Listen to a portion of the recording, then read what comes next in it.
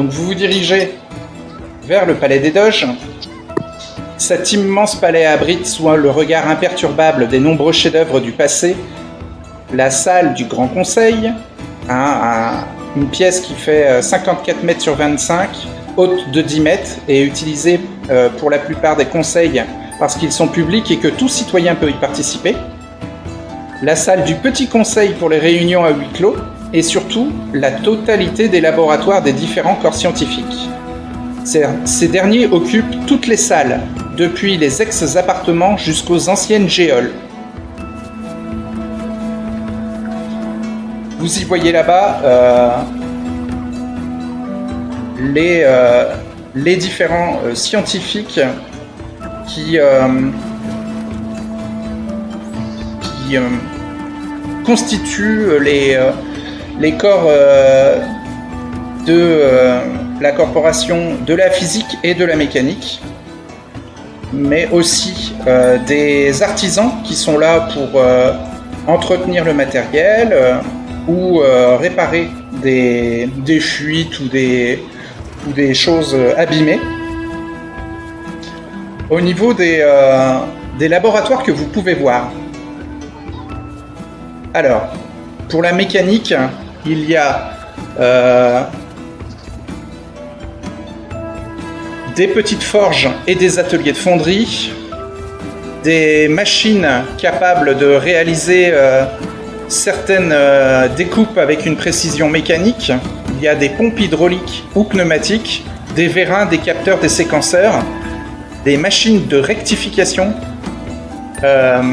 laser et des appareils fonctionnant sur un principe de l'électroérosion ou sur la découpe par laser ou par jet d'eau. Donc des choses d'extrême précision. Vauban, les laboratoires que tu vois sont supérieurs en qualité à ceux de Londra. Ah, ben ça va peut-être attirer son attention, même très fortement. Hein. Il va essayer de comprendre, Par exemple, toutes les machines qui permettent la découpe laser ou par jet d'eau, ça n'existe pas à Londra. Tout le reste, les machines de rectification à précision laser, ça existe à Londra, mais ça ne va pas jusqu'à la découpe de pièces extra fines ou minuscules. Pour les laboratoires énergétiques, il y a fer à souder, ampéromètre, voltomètre, générateur complexe, des omnètres, des composants style résistance, diode, des batteries et accumulateurs comme par exemple des micro-batteries à fusion. Il y a des testeurs universels, des composants élaborés équivalents à des circuits imprimés ou à des diodes Zener, des oscilloscopes, des générateurs autonomes, des composants évolués type puce ou microprocesseur. Et donc ça aussi, pour ceux qui ont un peu de connaissances en électricité, c'est des choses inconcevables ou en tout cas en dehors du domaine même de l'imaginaire. Pour les laboratoires de chimie, alors il y a cornus alambics très évolués et en verre très résistants avec des filtres efficaces, des analyseurs sophistiqués, les laboratoires sont ventilés et il y a aussi des diodes pour surveiller la température constante et il y a même des machineries qui permettent la production autonome de produits de base. Donc là encore, c'est au-delà de l'imagination de Kleindorf. Oui, en effet. Et pour les laboratoires biologiques, il y a des microscopes, des nécessaires de prise de sang, de transfusion de sang, d'analyseurs de sanguin, des équivalents de réfrigérateurs contenant du sang ou des tissus, des bocaux de conservation pour organes, des scanners, des encéphalogrammes, des locaux aseptisés et il y a même des caissons de survie ou de régénération. Donc au niveau de la technologie de Venise, vous êtes dans l'endroit le plus technologique de l'Europe. Et tout est concentré au Palais des Doges. Il faut sûrement une énorme source d'énergie pour alimenter tous ces laboratoires qui ont l'air de tous fonctionner en même temps. Et là encore, c'est au-delà de votre imagination. Mais forcément, avec un dôme aussi immense au-dessus de la ville, il est logique que au niveau de la génération d'énergie, ce soit quelque chose d'au-delà de ce que vous pensiez pouvoir un jour imaginer. Ah oui, je vous ai même pas dit, mais au niveau des luminaires en intérieur, hein, vous avez des ampoules sur les plafonds avec des interrupteurs sur les murs qui vous permettent d'allumer l'intérieur de vos habitations de manière autonome. Il n'y a aucune limitation de durée d'utilisation de ces lumières artificielles. Ce qui est très bien pour éviter les incendies. Et donc, vous déambulez. Honorio vous dit que donc il est obligé de saluer plein de scientifiques qui l'apprécient et puis lui demande de discuter un peu de ce qu'il a pu voir à la surface dernièrement, qui sont contents de le revoir. Constate qu'il est revenu de mission et il est un peu pris dans les discussions avec tout un groupe de scientifiques et vous êtes un peu mis à l'écart. Les scientifiques vous calculent pas trop et vous voyez un type un peu mal rasé mais souriant qui est en train de bidouiller des tuyauteries, il est en train de faire des réparations et qui n'a pas l'allure d'un scientifique. Ça a l'air plutôt d'être un ouvrier ou un technicien, quoi. C'est un artisan. Et il remarque que vous l'observez. Donc Giuseppe a fini la réparation. Et il voit les 3 nouvelles têtes, 3 nouveaux venus qui ont été invités par le célèbre Honorio le Ménestrel, que Giuseppe connaît. Hein, et donc... il voit une... décrivez vos personnages, s'il vous plaît, Aliona, Klendorf et Vauban. Et puis Giuseppe, ensuite, décrira son personnage. On a posé les armes, mais on a encore une armure ou on est... si elle est légère, il n'y a pas de problème. Alors, il faut pas que tu coules si tu tombes dans le canal, quoi. Oui, j'imagine. Donc, Kleindorf porte une tissu, une espèce de toge, je dirais, et enfin une tenue ample en tissu recouverte par une combinaison de cuir, par un plastron en cuir. Et au niveau du visage, il a pas bonne mine, il inspire pas vraiment confiance et il a une vieille balafre. il est barbu et a les cheveux châtains. Un blond aux yeux bleus. Ah, il a les cheveux blonds aux yeux bleus. C'est vénitien tout ça. Blond sombre, hein, quand même. Oui. Parce que sur ton portrait, ça tire sur le châtain quand même. Ouais, j'avoue. Pour ce qui est de Vauban, lui aussi, il a une tunique donnée par les Vénitiens. Il a l'air d'avoir une bonne forme physique, mais il est livide. Et il a une sale tronche un peu. Mais par contre, il a l'air de s'extasier devant tout ce qu'il voit ici. Tout ce qu'il y a de technologique et de civilisé, ça lui plaît beaucoup. Donc ouais, il est...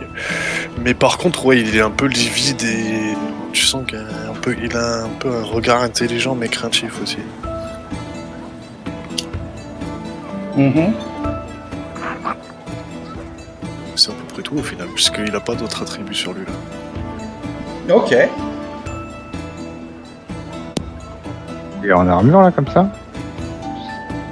Non. Non, pas du tout, c'est pour ça. Ouais, je disais en tunique vénitienne, enfin donnée par les Vénitiens du coup. Et livide, juste la peau pâle, les cheveux sombres, et un peu une sale tronche. Mais pas très beau. Pas agréable à regarder le pauvre. Et Giuseppe? Eh ben Giuseppe, il est plutôt grand et fin. Corpulence assez faible. Il est pas coiffé ou mal coiffé. Donc effectivement, avec sa petite barbe et sa petite moustache. Son petit bouc plutôt et sa petite moustache. Il a ses fringues, c'est pas des guenilles, mais c'est du tissu, voilà, pas très élaboré. Petite cape, pantalon, voilà. Ouais. Il y a un artisan pas très riche. Et Il n'y a pas d'argent. Et voilà. Donc, Ouais. Enfin, ouais, voilà, c'est ça. En tout cas, il est plus proche du technicien que du cire. Et voilà, il affiche toujours un sourire un petit peu. En tout cas, ce petit sourire, ce petit rictus au visage un peu constant. Vous ne savez pas trop ce qu'il pense au final. Que voilà. Ouais. Et Honorio, lui, il est habillé en vêtements un peu chatoyants de fête, de ménestrel. Un chapeau avec une plume, une moustache ciselée, une petite barbichette aussi finement taillée. Et il arbore aussi un sourire jovial et un regard bienveillant. Mais bon, pour l'instant, il est occupé avec les scientifiques. Si vous voulez, vous avez le temps de discuter un peu avec l'artisan que vous observez.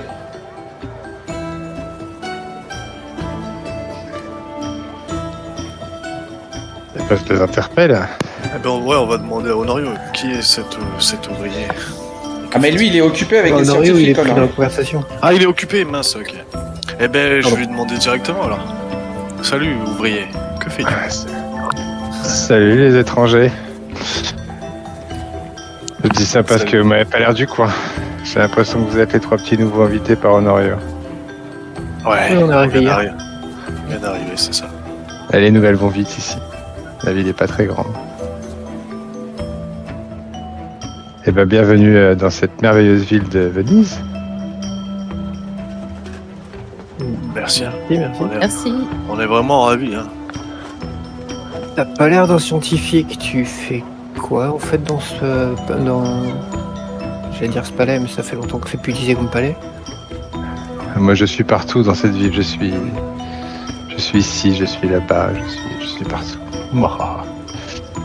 Non, plus sérieusement, je suis technicien, je m'occupe des eaux propres de cette ville. Si vous avez de l'eau courante, c'est un petit peu grâce à moi.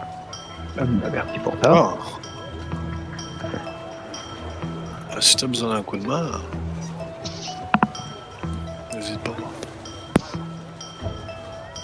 Ah, l'eau courante est sacrée ici. Je sais pas si tes mains sales sont dignes de l'eau propre de cette ville.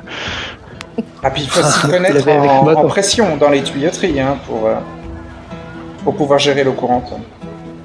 De quoi? Il faut s'y connaître en pression dans les tuyauteries. En plus. Alors tu n'as pas donné ton C'est- prénom, enfin, tu t'es pas présenté à eux. Et, Pardon. si on considère que Giuseppe a des connaissances hein, en physique et en mécanique pour pouvoir gérer les tuyauteries dans la ville. Tout ce qui est de toute manière travaux publics, hein, ça demande des connaissances scientifiques. En plus de l'artisanat.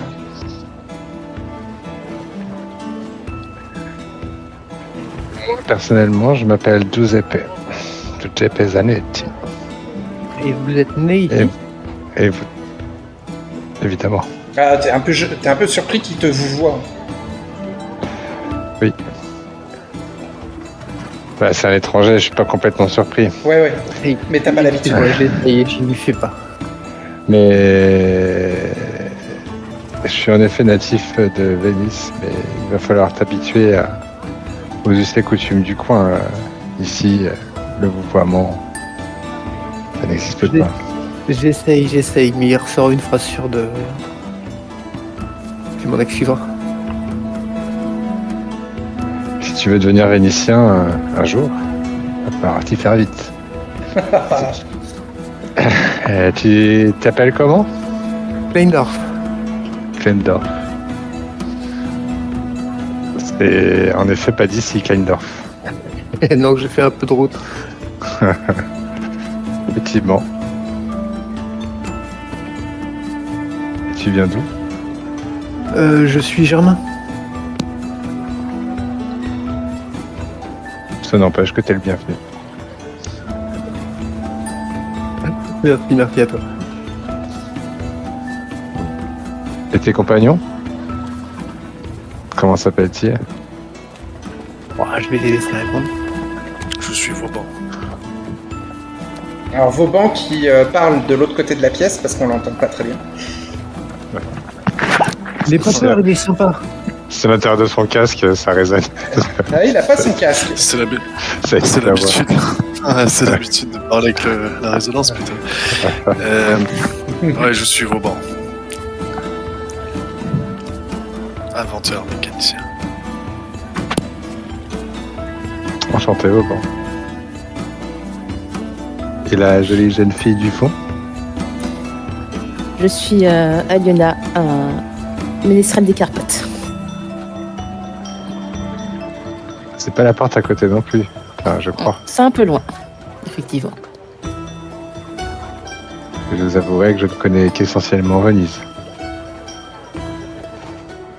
J'envie un peu vos âmes de voyageurs d'ailleurs. Bah tiens, tu vas me faire un jet pour résister au goût de l'inconnu. Giuseppe. Alors. C'est un jet de quoi? Indécent et c'est...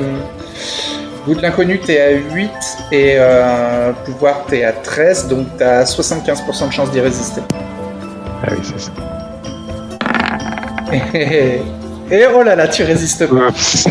Oups. Alors bon, le mot Carpate et Germanie, ça m'a fait fatiguer. ça te... Ah oui, ça te donne envie d'en savoir beaucoup plus. Et en plus, Vauban Ouais. n'a pas dit d'où il venait. Mais c'est un nom à consonance française. Ouais. Mais bon, tu sens qu'il a un drôle d'accent quand même. Hein. Et de toute façon, vos trois accents sont assez étonnants. Ils sont Et, tous les trois c'est différents, ouais. Et c'est comment par chez vous? Qu'est-ce que vous venez faire par ici? Pourquoi vous êtes... Pourquoi vous êtes venu ici? On va retourner chez vous? De la curiosité. Elle a été récompensée, je pense, sur ce coup-là. Et parce que c'est pas bien chez vous? C'est comment? Les mœurs sont agressives en général. Et la science et la technique est tellement moins avancée qu'ici. Ça fait plaisir à entendre, mais c'est un peu dommage. Ça tarit un peu ma curiosité d'un coup. Ouais. Les dangers sont partout à la surface. Ah, Ici, c'est-à-dire Alors là aussi, ça te titille. Hein. C'est-à-dire Ah ouais, vas-y, décris les dangers. Ouais. Vas-y. Les créatures mutantes, les armées de hordes sauvages, les brigands, Mais tu te moques de moi, c'est pas possible. les technologies oubliées qui vous sautent à la gorge, hein, n'est-ce pas? Vous vous rappelez, Aliona? Kleindorf. Un empire complètement fou qui, s'il continue, risque de redéclencher des guerres de malades. Alors pourquoi venez-vous par ici? Vous voyez mon bras? Regardez cette cicatrice. C'est une conductrice d'ornithoptère qui me l'a fait. Et dingue. Waouh. Waouh. Oui, Ah, tu alors- vois clairement que le groupe plaisante de la surface un peu. Giuseppe ne connaît pas le terme ornithoptère. Ah oui, un C'est- ornithoptère. Il sait pas ce que c'est. Ah, Mais c'est une sphériade désert. Ah, c'est pas mal comme comparaison. Une sorte de sphériade désert. conçue C'est une pour la guerre. création de l'Empire de Taré dont je te parlais tout à l'heure. Conçue pour la guerre, bien sûr. La guerre. Un drôle de concept, encore une fois. Et donc à la surface, quand un groupe est pas d'accord avec un autre, ils ont tendance à envoyer tous leurs hommes valides s'entretuer et celui qui a le moins de morts en général, c'est lui qui a raison.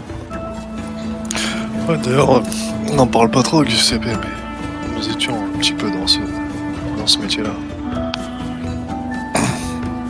Mais on est bien content d'être ici. Pour se reposer. Ça m'échappe, mais je peux concevoir. Elle a l'air tellement fun, cette vie dans la surface. Ouais, dans un sens, j'aurais tendance à être d'accord avec vous.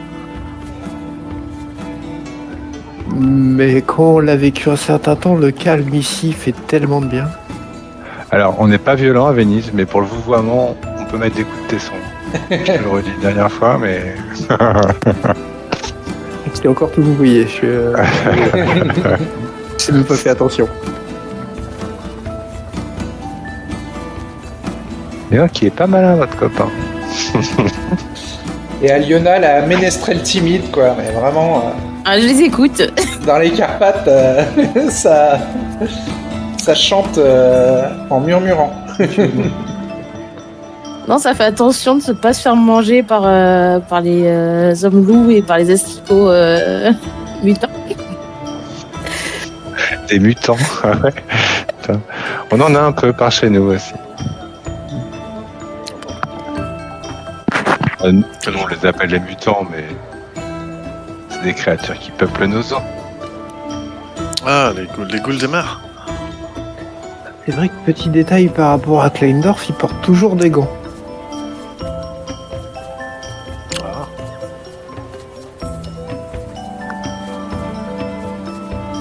À cause de son petit doigt.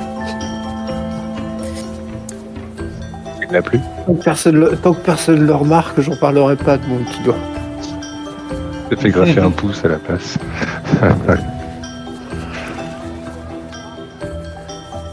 Eh bien, les amis, tout ceci est très, très passionnant, très, très excitant. Ça donne envie d'aller voir ce qui se passe à l'extérieur. Et tu as la possibilité de quitter la cité quand tu le souhaites, toi aussi. Ou alors il y a que les ménestrels qui peuvent, il me semble. Oui, c'est Ce que vous vrai. avez dit hier. Tu as raison, ouais. Mais du coup, tu es né ici, je sais, et tu n'es jamais sorti. Non, jamais. Ah, je comprends mieux. Ah, t'as fait des sorties sous-marines quand même, Giuseppe. Un peu. Ah, mais Jusqu'à ça l'autre- peut attirer notre curiosité, ça. Tu es seulement sorti dans l'eau, ouais. Tout à fait. C'est Qu'est-ce que tu as vu? de l'eau.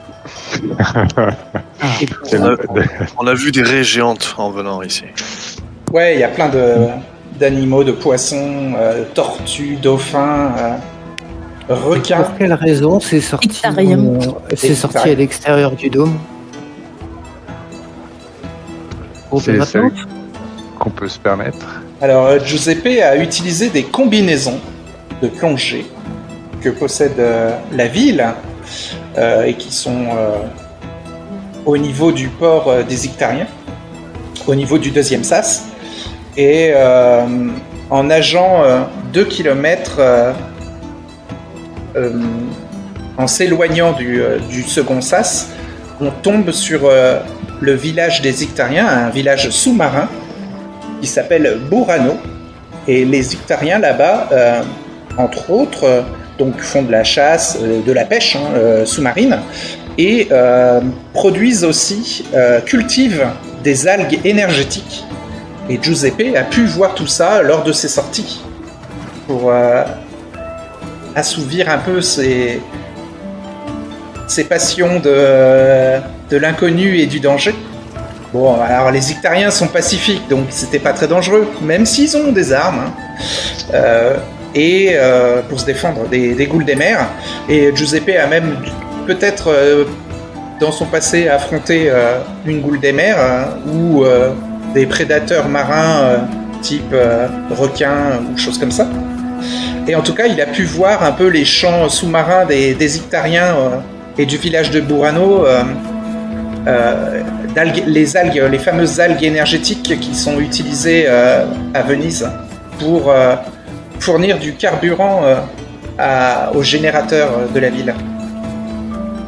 Et qui servent aussi de génération d'énergie pour pas mal d'inventions du Palais des Doges, là où vous êtes actuellement.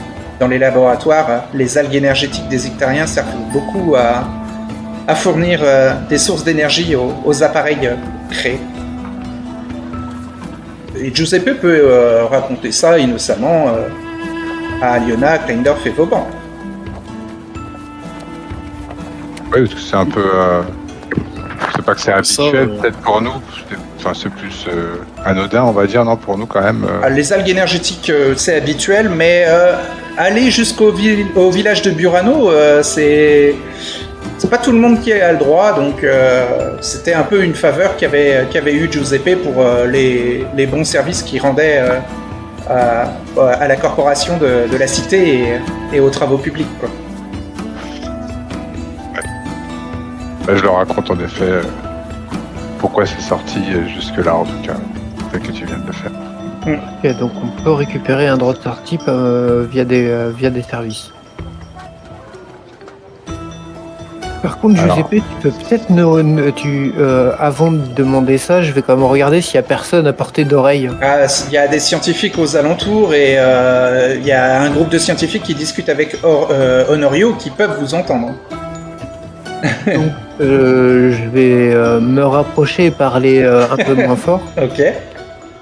J'ai entendu parler on a entendu parler que les jeunes ménestrels dans les quartiers au nord de la ville aimaient faire la fête de manière qu'ils sont pas forcément. Tu as l'air d'aimer les choses un peu borderline. Je me dis que tu connais peut-être des bonnes adresses. Pour faire la fête. Ouais. Je vais boire un peu d'alcool à l'occasion. Oh, de l'alcool, c'est complètement prohibé dans cette ville. Mais je connais les adresses, en effet. Il y a quelques scientifiques qui te jettent des regards noirs quand même, Giuseppe. Hein. Il a du mal à parler, pas fort. Ouais.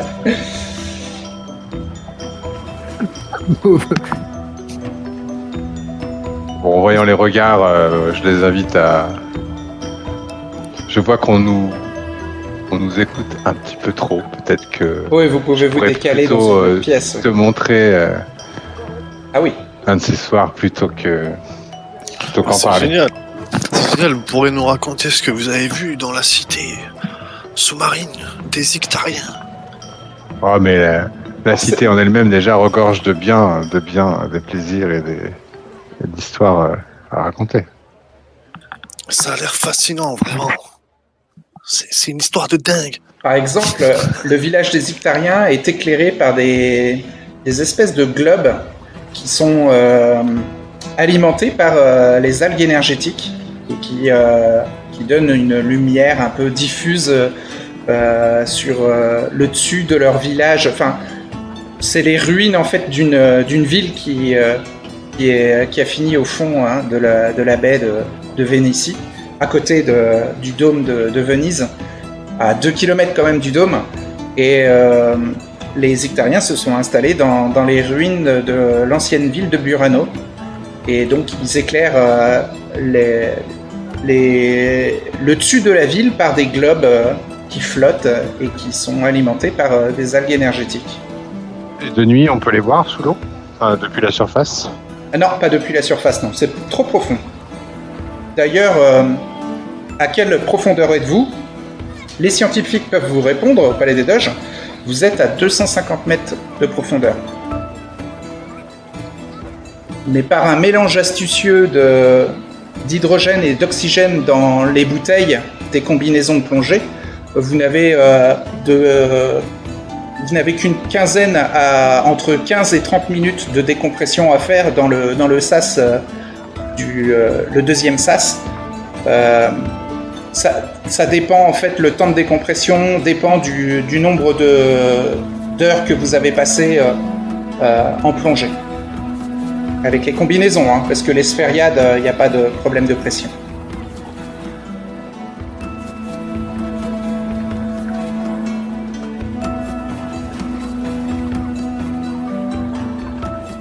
Giuseppe, est-ce que tu veux leur donner un petit rendez-vous pour une soirée alcoolisée ?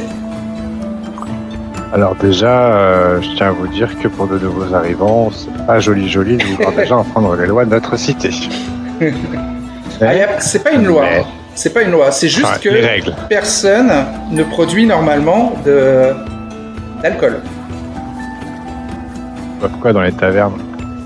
Ne vous inquiétez pas, Jus de fruits, lait et eau douce. on fera disparaître l'épreuve assez vite, ne vous inquiétez pas. Il n'y a pas vraiment de taverne. Hein. Vous êtes. On vous Des banquets en amène public. la nourriture et les boissons par les commerçants. Eh bien, De ce qu'il racontait, le truc où il y a de l'alcool, ça ressemble plus à des confréries d'étudiants en fait. Les jeunes qui veulent faire la fête quoi. C'est tellement pas fiable. Ouais, Ça va tomber dessus, ça. Ils décident ça dans leur jardin. c'est Honorio qui vous en avait parlé. ça vient des plaines. Hein, de toute Oui, façon. c'est de l'alcool de fruits ou de légumes. Ouais, mais pour apprendre à connaître une communauté, il faut en connaître ses zones grises. C'est pas faux. Eh bien, on peut se donner rendez-vous. Ah. Qu'est-ce que vous connaissez de la ville? Je vous donne rendez-vous. Alors, il faut aller aux plaines. S'ils Passer veulent, par le sas. il faudra passer par le premier sas, ouais, et longer les 300 mètres fluviaux. Pour atteindre, Alors, je leur donne rendez-vous. Ouais, ouais. Aux portes du premier sas qui se situe au nord de la ville.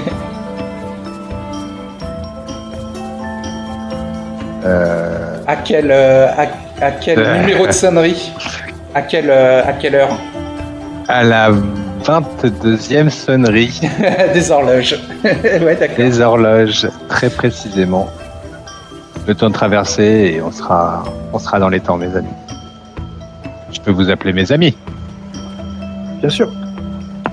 Ah, bien sûr, Même s'il y a un bout qui sort de t'as temps l'air en temps. courageux. T'as l'air courageux. Ça me semble une bonne option. Ensuite, Honorio revient vers vous et vous dit que il y a de présent le délégué de la physique et de la mécanique qui sont là. Il peut vous les présenter. Il s'agit de Pedro Montoya et de Mohamed Al-Azif. Je vais vous afficher leur portrait.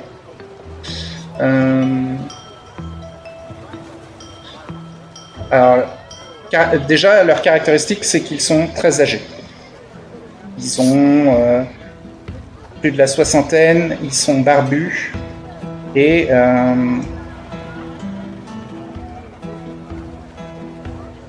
ils se ressemblent pas mal. Donc voilà Pedro Montoya.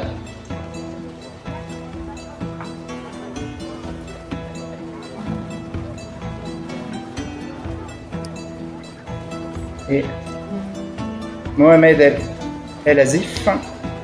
Hop, voilà à quoi il ressemble.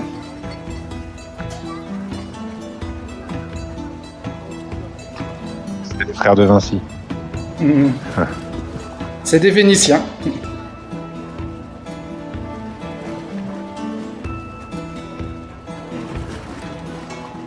Donc Pedro Montoya réajuste ses petites lunettes pour bien vous observer.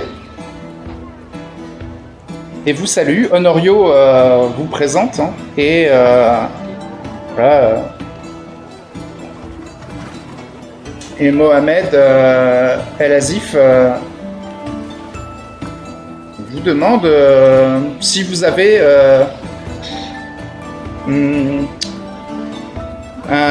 des désirs technologiques particuliers ou si vous voulez vous intégrer dans une des corporations scientifiques.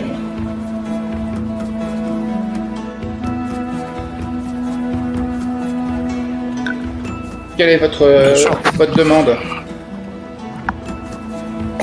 Nous aurions voulu savoir quel problème la cité affronte et comment nous aurions pu nous rendre utiles avec nos compétences.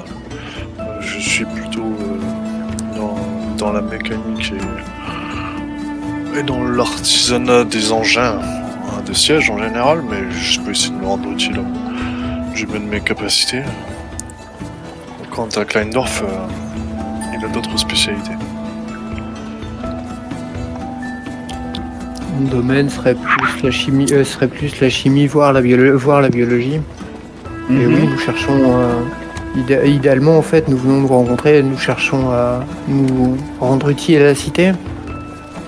Ok. Idéalement dans un poste qui nous aidera à approfondir nos connaissances. Alors, vous pouvez, si vous en faites la demande à l'un de nous deux, vous pouvez avoir accès à un laboratoire personnel, si vous voulez intégrer les scientifiques de la ville. Les physiciens travaillent actuellement à rendre opaque l'intérieur du dôme de la ville pour apporter la nuit à la population, tout en gardant lumineux l'extérieur, qui sert à repousser les goules des mers qui n'aiment pas la lumière constante.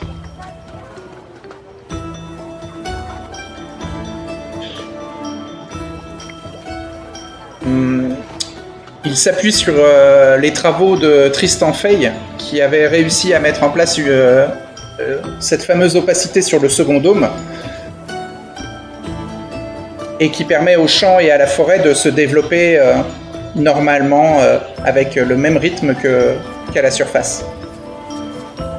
J'imagine que travailler directement sur le dôme pour des nouveaux arrivants comme nous serait malvenu. Non, c'est tout à fait possible. L'échange de connaissances, de discussions avec les autres scientifiques peut permettre d'élaborer, d'imaginer ou d'inventer des solutions à nos problèmes actuels. Et Pedro Montoya, lui, vous dit que les mécaniciens travaillent sur l'amélioration du générateur du dôme, et là, effectivement, vous ne pourrez pas... Enfin, vous pourrez aider par des plans, des schémas ou des discussions, mais vous ne pourrez pas vous approcher du générateur, donc ça va être compliqué d'aider sans avoir vu les machineries. Mais les mécaniciens travaillent aussi sur le transfert d'air et d'eau douce à partir de l'eau de mer fait par le dôme, et aussi à la synchronisation du dôme opaque avec les horloges de la ville, donc le dôme de la plaine. Ce qui permettrait d'avoir des cycles un peu plus saisonniers. Parce que là, pour l'instant, le dôme de la plaine est opaque 10 heures par jour, exactement tout le temps à la même heure, et il n'y a aucune variation.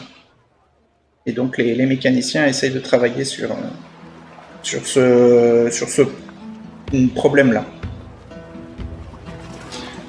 Sinon, concernant les travaux de chimie ou de biologie, il y a des études en cours pour fabriquer des drogues médicinales, des drogues médicales qui sont toujours utiles pour des opérations ou pour des travaux sur la médecine. Il y a aussi des puces d'eau qui servent à alimenter en eau douce la ville. Il y a des travaux sur des autodocs, des robots médicaux. Et au niveau chimique, il y a dans les drogues médicales, il y a des drogues qui pourraient réduire drastiquement les taux de radioactivité cumulés dans le corps, des drogues stimulantes qui permettent de rester éveillé assez longtemps. Il y a des systèmes aussi de respirateurs aquatiques qui permettent d'extraire l'oxygène de l'eau de mer pour alimenter des combinaisons de plongée, et des travaux sur la cybernétique et sur des valises médicales d'intervention d'urgence pour les médecins de la ville, qu'ils ont appelé Traumapack.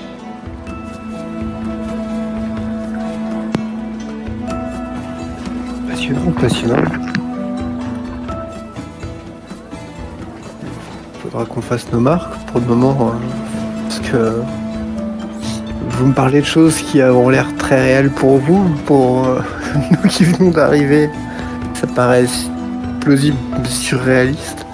Remarquable, surtout. Sinon, plus pragmatiquement, les chimistes aussi travaillent beaucoup sur les engrais pour aider les agronomes à produire des cultures plus rapidement et plus efficacement. Il y a aussi des études sur les croisements pour améliorer la productivité des plantes, et aussi des études sur les problèmes d'écosystème. Les médecins cherchent de nouveaux vaccins, étudient les maladies rares, étudient les effets de l'absence de saison sur les habitants. Les physiciens essayent de reproduire les moteurs antigravité des sphériades.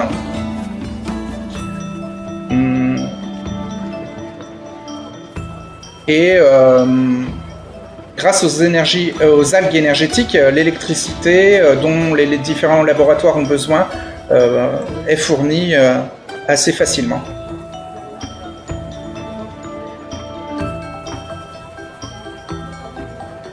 Il y a sinon toute une branche d'érudits qui sont un peu les enseignants, les universitaires de la ville, qui étudient à la grande bibliothèque de Venise et qui donnent des cours aux jeunes qui veulent apprendre à lire et à écrire, et qui veulent apprendre l'histoire du monde, la géographie, la philosophie ou juste des romans de littérature.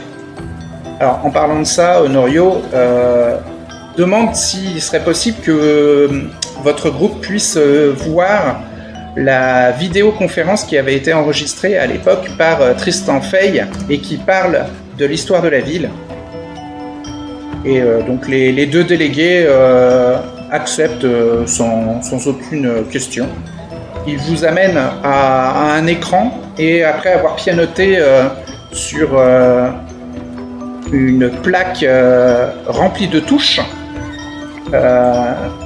l'écran s'anime et vous pouvez voir donc une vidéo qui se... L'écran vous montre un endroit qui rassemble énormément de monde, et un homme aux cheveux blancs et à la barbe blanche taillée, avec des lunettes, qui est en train de parler devant un public. Et donc, les deux délégués vous disent qu'il s'agit de Tristan Fay, que vous voyez dans l'écran. Alors, il ne s'adresse pas à vous, mais il s'adresse au public que vous voyez dans l'écran, comme si vous aviez un point de vue un peu aérien de toute la salle qui est montrée dans l'écran que vous regardez. Alors pour vous, c'est un peu magique, hein, là, ce qui se passe. Aliona, Vauban et Klengdorf, c'est quelque chose qui est plus proche de la magie que de la technologie, là, ce que vous voyez. Vous regardez un film d'une conférence scientifique. Donc Tristan Fay commence en parlant de Venise, tel un joyau enchâssé dans son écrin d'azur, reine des mers issues des mariages des civilisations orientales et occidentales, Venise ne peut laisser indifférent.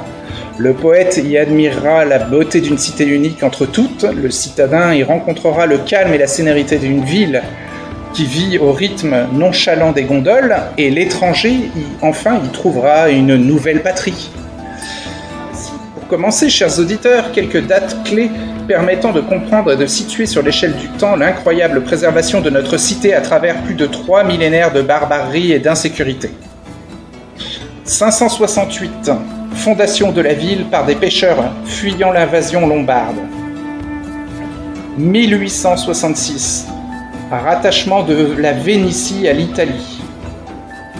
1999, menacée de disparition par l'effondrement progressif des pilotis sur lesquels elle repose, Venise lance un appel à l'aide internationale. Les pays membres de l'OCDE s'associent pour financer le sauvetage de la ville, investissant de colossales sommes d'argent, ce qui attise encore les tensions entre le nord et le sud de l'Italie. Les travaux durent près de 15 ans et tout bateau à moteur est interdit dans la lagune.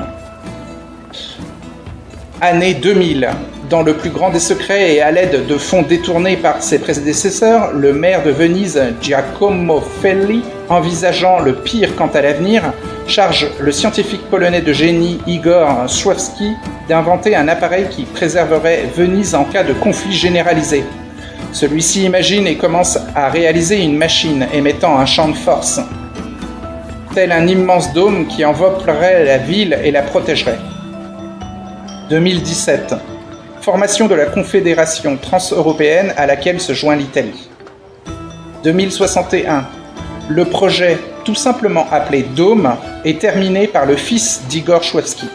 Celui-ci met également au point les sphériades, des véhicules qui permettent d'atteindre le dôme et de vérifier les sous-sols de la ville. 2063, les premiers missiles explosent en Moscovie. 2064, un missile échappant au contrôle de ses utilisateurs s'enfonce au large de Venise, ce qui entraîne plusieurs conséquences. Premièrement, la création dans cette région d'une vaste fosse sous-marine profonde de 250 mètres environ. Deuxièmement, la présence d'un très fort taux de radioactivité dans cette région, qui expliquera plus tard les mutations de la population à l'extérieur du dôme. Troisièmement, l'activation du dôme, immense bulle qui protégera la ville de l'explosion du missile. Quatrièmement, le déclenchement d'un raz-de-marée qui déstabilise Venise. Celle-ci, telle une gigantesque bulle de savon trop lourde, s'enfoncera lentement dans les flots pour se déposer sur le fond marin. Les savants qui avaient créé le dôme n'y peuvent rien, ce qui entraîne malheureusement la mort de la population qui s'est retrouvée prisonnière du dôme sans aucun moyen de subsistance. 2065, mort sous les bombardements du fils Szwajewski et des autres savants qui travaillaient alors avec lui et qui viennent d'achever la première sphériade. Mais par chance, et pour votre plus grand bonheur, nobles habitants de Venise, le laboratoire secret de Szwajewski reste intact, fabuleux trésor attendant pendant des siècles celui qui saura l'exploiter. 2068, fin de cette guerre qui laisse les plus grandes nations à l'agonie et la civilisation irrémédiablement meurtrie. 2093. Un tremblement de terre entraîne un glissement de terrain qui provoque l'engloutissement des îles de la baie qui n'étaient pas protégées par le dôme.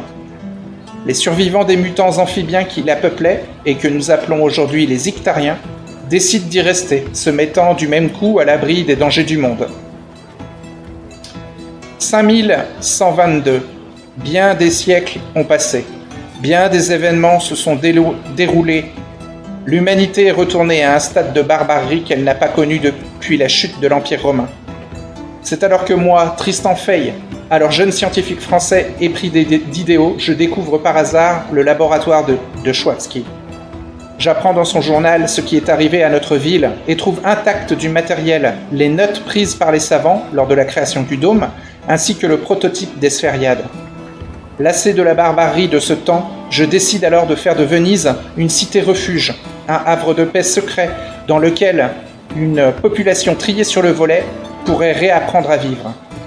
Pendant de nombreuses années, je travaille en compagnie d'une poignée de scientifiques partageant mes convictions à l'élaboration d'un deuxième dôme qui, telle une immense cloche posée au fond de la mer, délimite la vaste région arable que nous appelons maintenant la plaine. 5167. La ville atteint les 4000 habitants. 5169. Des accords commerciaux sont passés avec les Ictariens et ils seront encore respectés jusqu'à aujourd'hui. Et c'est la fin de l'extrait de la conférence donnée par Tristan Fey à l'occasion du 150e anniversaire de la repopulation de Venise.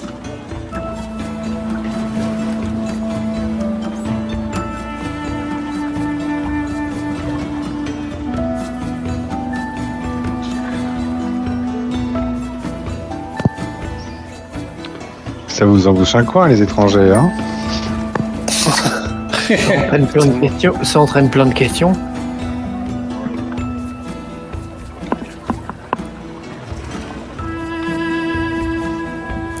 C'est vrai. Mais cette ingéniosité est folle. Plein d'informations. Oui. Les années données, le fait qu'on serait par exemple en 5273, c'est les mêmes que celles qui sont utilisées en termes de date à l'extérieur. Ouais. En tout cas, par la guilde des juges, ça, ouais, la fondation de la ville, enfin la réhabilitation des habitants a été commencée en 5122. Donc c'est là qu'il y a 150 ans, ça a été repeuplé, puisque c'est le 150e anniversaire de la repopulation de la ville. Et l'accord avec les Ictariens, en fait, est très récent. Ouais. L'accord date d'il y a 4 ans. Pardon. Non, 104 ans. Ah oui, 169. Ouais, 5169. Non, mais avec c'est les pas dates, aussi c'est sûr que c'est pas facile de ne pas se mélanger les pinceaux. Donc ouais, c'était pas aussi récent que ce que j'ai eu l'impression de voir. Il y a 104 ans. Ouais.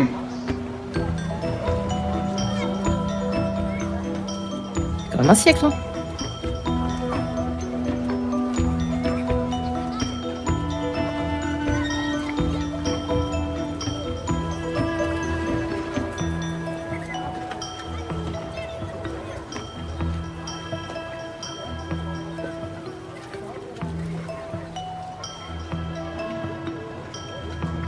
En tout cas, la vidéo vous servait à avoir un peu une description de l'histoire de la ville. Ouais, c'était la place dans le temps et par rapport à l'époque. Donc, vu qu'on est sur place, il faut que Leindorf arrive à gratter un labo. Ouais. Alors, si tu veux, tu peux tenter un test en persuadé. Oui, ça tente.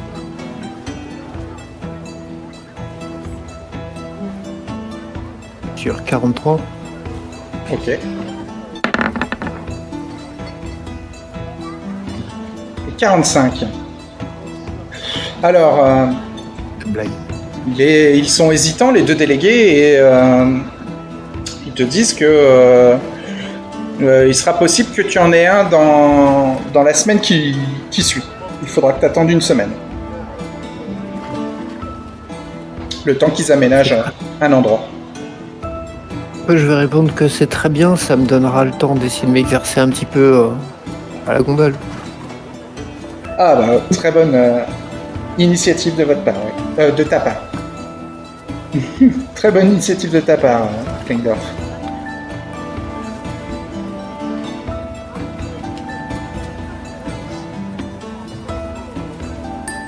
Et, si vous en avez terminé, ils vont retourner à leurs occupations après vous avoir fait visionner la vidéo. Alors, une chose que vous remarquez, c'est que tout le monde à Venise est plutôt grand, en tout cas plus grand que vous, hein. Et plus effilé aussi que vous. Et, tout le monde est plutôt svelte et Et dans une moyenne d'1m70 à 1m80 de taille. Et toute petite. Ouais, Aliona est petite. Alors, cependant, Honorio, lui, est un petit peu moins grand aussi que la moyenne. Hein. Il est plutôt dans votre hauteur de taille. Il a 10 en taille, Honorio. Mais Giuseppe, par exemple, a 14 en taille et Pedro, Montoya ou Mohamed El Azif ou les scientifiques autour de vous sont plutôt entre 12 et 15 en taille.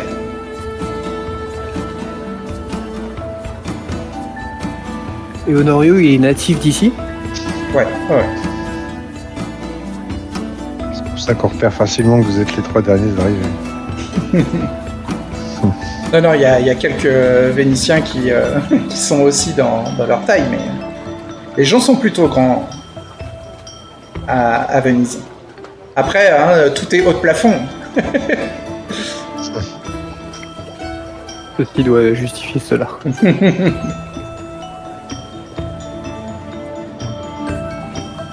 Ils sont toujours près de moi, les trois là. Ouais, si tu veux, ouais. Tu peux être dans le coin, ouais. Il y a quand même une question que je vous ai pas posée à tous les 3. Vous êtes venu chercher quoi à Venise? Inconnu. Ça, je peux comprendre. Prendre de nouvelles choses aussi.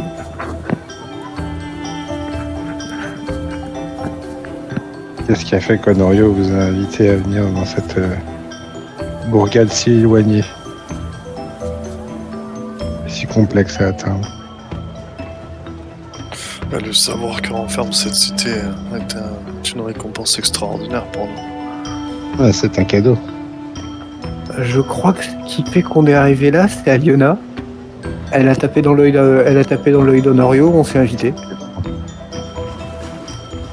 Je le reconnais bien là. L'UCP ne fâche pas Honorio. Ouais, ça a rien de méchant ni. C'est juste une. C'est plus ou moins vrai. Il lui a fait la cour depuis sa première rencontre. C'est vrai. Il m'a invité à la taverne. Il était très gentil. C'est très gentil. Tu vois. Elle est réceptive en plus. D'accord.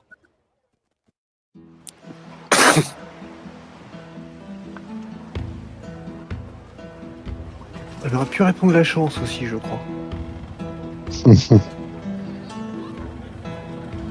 Un peu aussi. Le soir arrive et si vous voulez, vous pouvez rejoindre Giuseppe au sas, au premier sas qui donne vers la plaine. Alors par contre, pour atteindre le premier sas, il y a un chemin piéton.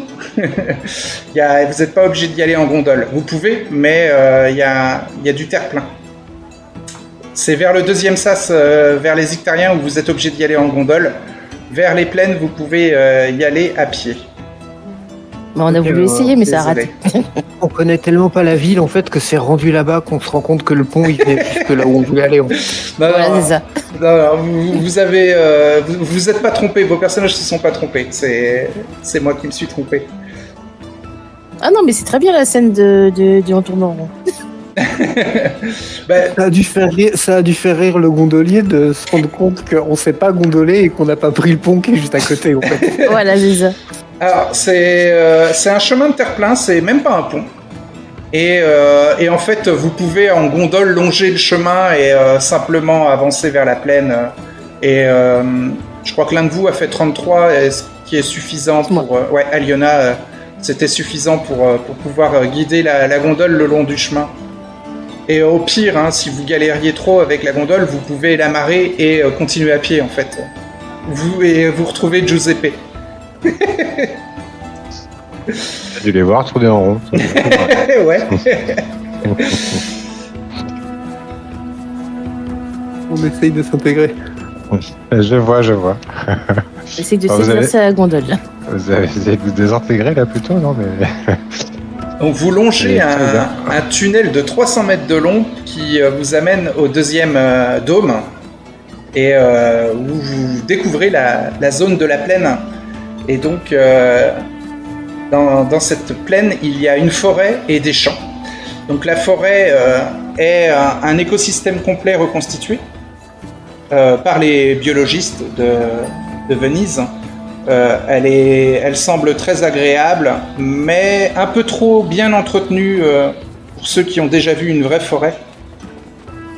Et c'est un lieu prisé des Vénitiens qui viennent de temps en temps y flâner. Et ah oui, alors autre chose qui change par rapport au premier dôme, c'est que dans la plaine, il y a des oiseaux et des animaux type lapins, poules, qui sont en liberté comme ça, et puis donc qui vont faire leur vie dans cette forêt artificielle qui a été recréée par les biologistes.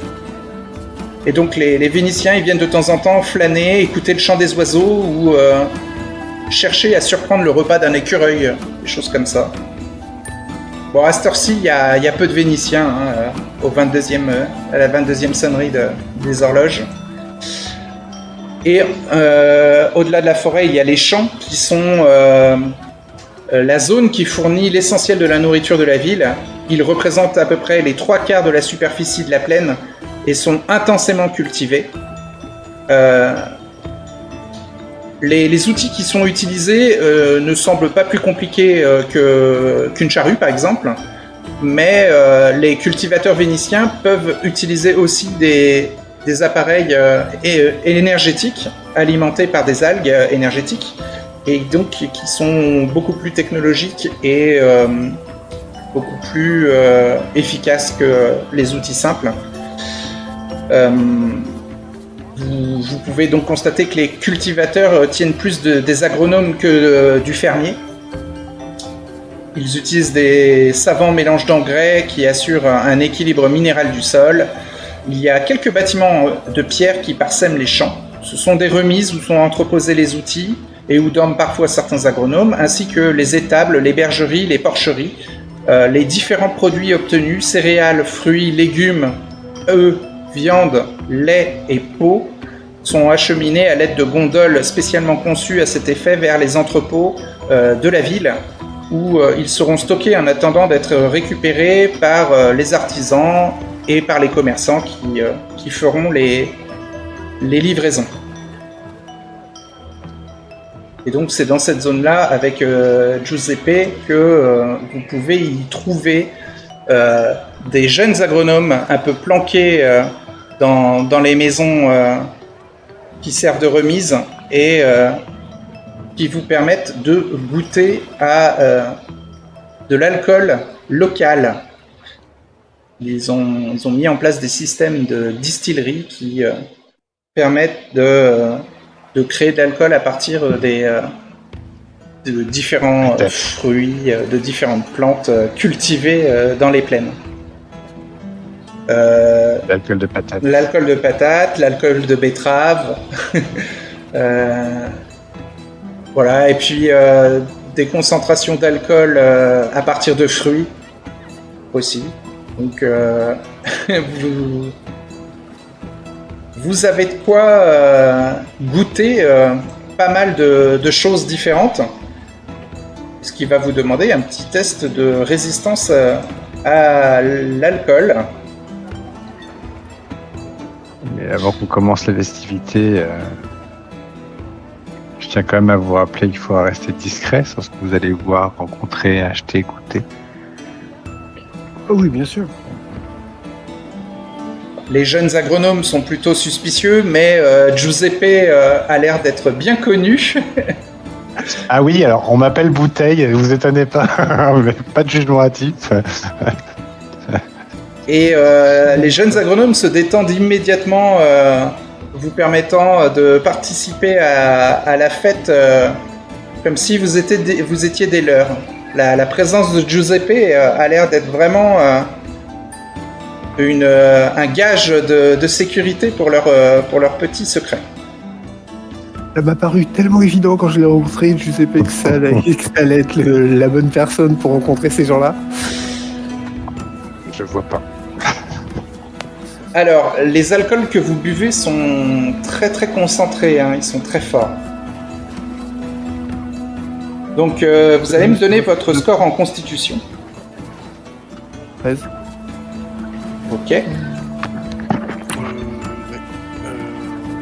Je suis à combien? Je suis à 12, moi, de mon côté. Ah, on a perdu Vauban dans... Il est resté au premier dôme, tellement il est loin, là. Je suis à 11, moi.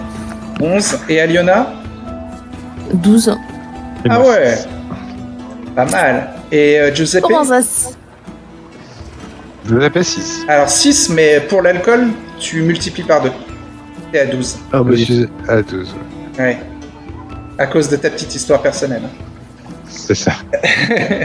Ok, donc vous avez à 12, vous avez 60% de chance. À 13, vous avez 65% de chance. Et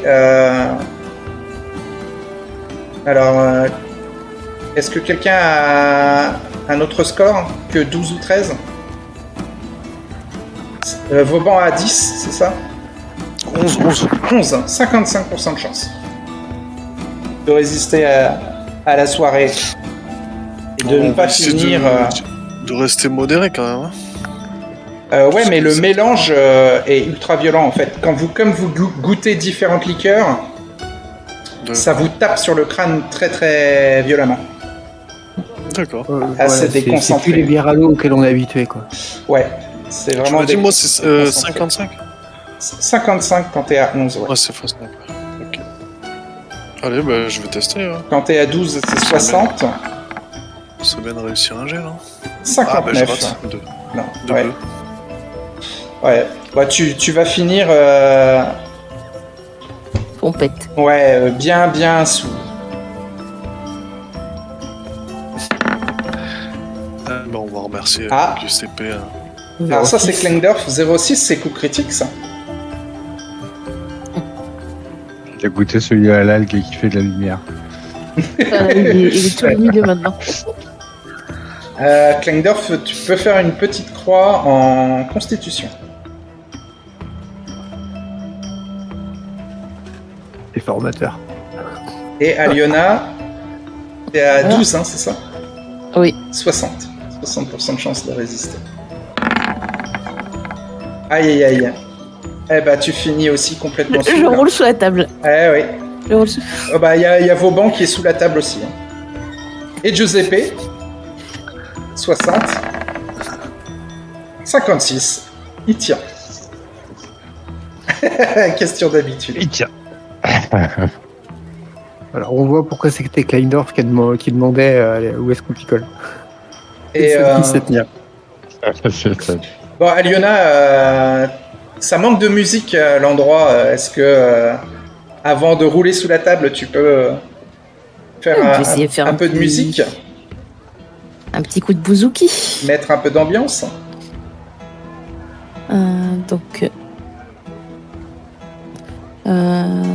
Donc, performance, je suis à 79. Ok.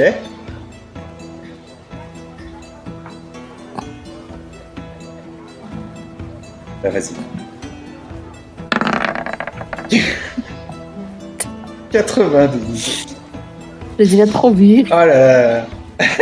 Oui. Kleindorf, il va éclater de rire, je crois. T'as dit Aliona, ça avec ding dong. elle danse n'importe comment, elle joue de son instrument de musique n'importe comment, et quand elle raconte ses histoires, elle mélange les mots. Bon, ça fait rire tout le monde. Et puis parmi les jeunes agronomes, il y a aussi des jeunes ménestrels qui vont sauver l'ambiance. Est-ce que c'est l'art des Carpates? Je demande naïvement, tu vois. Et une belle On dirait, chanson. Est-ce que tu veux essayer de chanter, Aliona? Oui. Je sais que tu as un score en chant. Je veux plus. 22. 22 v'là la ménestrelle. Vas-y, Voilà, 22 la ménestrelle. fais ton jet. Oh. Elle chante juste, incroyable. Ah, tu peux faire une petite fin en chant. Cette surprise Oui, il chante Emily. bien. Elle mélange les mots, elle danse n'importe comment, mais elle chante bien. Et c'est juste. Ah. Vous avez vu les chansons Carpath Italia? Ça, c'est spécial. Ah, le mélange est improbable. Hein. Chanson carpette, ouais. C'est vrai. Mais c'est unique.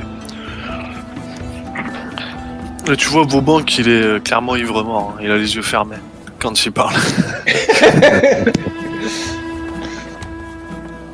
Ouais, je me resserre un petit coup, moi, tiens. Donc vous finissez par tous vous endormir dans les tables où vous faites la fête. Il y a moyen d'essayer de sympathiser avec les viticulteurs du coup, enfin les Ouais, les agronomes. avec les agronomes, oui. Ouais. Pour revenir plus facilement au cas où. Tu peux faire un jet de charisme x5 pour créer des contacts, des liens. Donc ouais, sur 30. Bah, ils sont sympas, mais ils se rappelleront plus de toi demain matin avec leur gueule de bois. C'est pas grave. Toi, tu te rappelleras d'eux, par contre, parce que toi, tu bois ça comme du petit lait. Hein. Kleindorf, alors là, il mélange, mais il aime bien. Hein. C'est vrai que c'est un peu fort, hein, mais c'est fort de goût, quoi. Mais ça tape pas trop le crâne. Hein. Alors que Vauban et Aliona sont en train d'essayer d'imiter la chèvre sous la table. Hein. Mais du coup, c'était quand même qualitatif. Miaou. Ouais, non, enfin, c'était presque écœurant, Pour tellement la c'était surface. fort. Hein. Ah ouais. Mais ouais. par rapport aux alcools forts de la surface, c'est quand même pas mal, non? Bah, c'est moins nuancé qu'à la surface. C'est vraiment brut et. Ah, et ouais, il n'y a pas les épices, toutes les nuances, Ouais, les et fleurs de l'extérieur. Ok. c'est très concentré, Ils quoi. vont C'est très faire vite de vie là. Ouais, c'est de l'eau de vie, hein. Ouais, c'est ça. Ouais. Ah, c'est presque fait pour les machines, là, ce truc. Je suis sûr, ça peut alimenter des moteurs. Ça fait tourner les tracteurs. Ouais. Ça fait tourner C'est clair. les charrues, ça. Fais tourner la charrette. Ouais. Ça peut désinfecter, ça peut plein de choses. Ça rend aveugle. Ça tue les microbes. Voilà. Ça peut anesthésier.